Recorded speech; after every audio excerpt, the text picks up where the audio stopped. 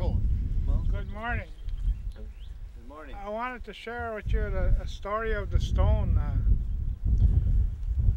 Before there was lakes, trees, water, mountains, human beings, animals, there was stone. That's the first grandfather that the Creator made was stone. And the stone represents strength. And when we're near our stone, when we're near our pipes, we ask that grandfather to share its strength with us so we can walk a long way in our journeys with strength and decision. Unlike animals survive by instinct. We survive by the decisions we make. So we ask the Creator to help us make the good decisions for today. And we ask Him to help us command ourselves in a good way. And finally, that stone reminds us control. To control our fears, to control our anger, to control our resentments, to control our jealousies, to control our inferiorities, and to control our uncaring ways.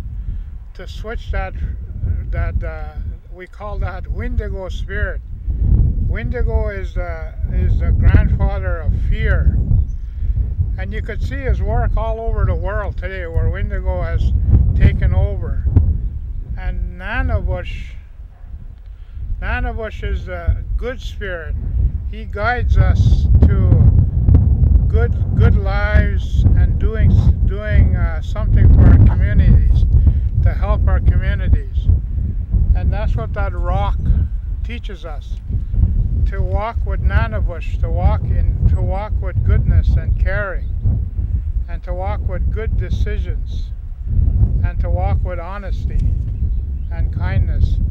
The two keys to life is honesty and kindness. If you're unkind and dishonest, then you give your power over to Windigo, the bad spirit. So this is what I'm reminded of whenever I see a rock. To walk with Nanabush, the trickster and the helper, to walk in goodness, to walk in honesty, and to walk in kindness. And that's how the elders train us to walk, and to walk that red road, as they call it. I asked the elder when I was in the middle of my insanity once, I says, what is the red road? He says, very simple, Herb, just pay your rent on time, you'll be okay.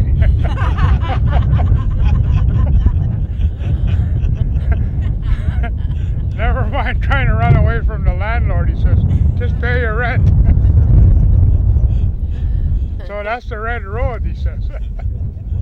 My teacher, I should say, his name was Eddie Belrose.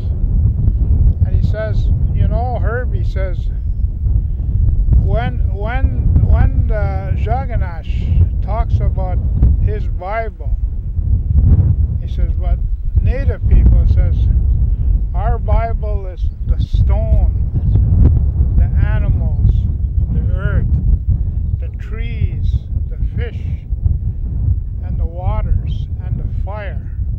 All of that is our Bible, and we know how to read it. We read the Bible, we read the stone, we read the fire, we read the waters, we read the fish, and we read all the bugs. We understand that. And so we have to restore that, bring it back to our people, and bring it back to all the four directions, he says. Bring it back to the north door, the white people, bring it back to the red people, bring it back to the yellow people, and bring it back to the black people, so we can all dance around that sacred fire in harmony and create peace in the world. That was his message to me before he went through the west door, before he went into the spirit world.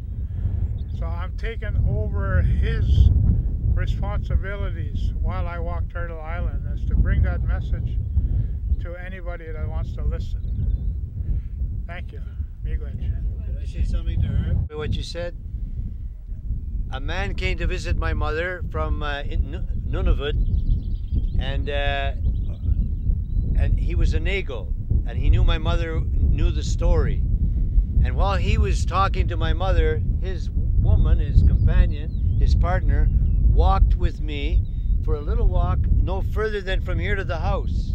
It took us 2 hours, because as she walked along in where I live, every bush, she said, there's, and she named the leaf, and she named the berry, and she named the tree. And I knew none of those leaves, and none of those berries, and none of those trees.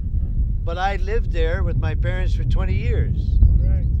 So I am ignorant about the Bible you speak of, which are the leaves, the grasses, the flowers, the trees.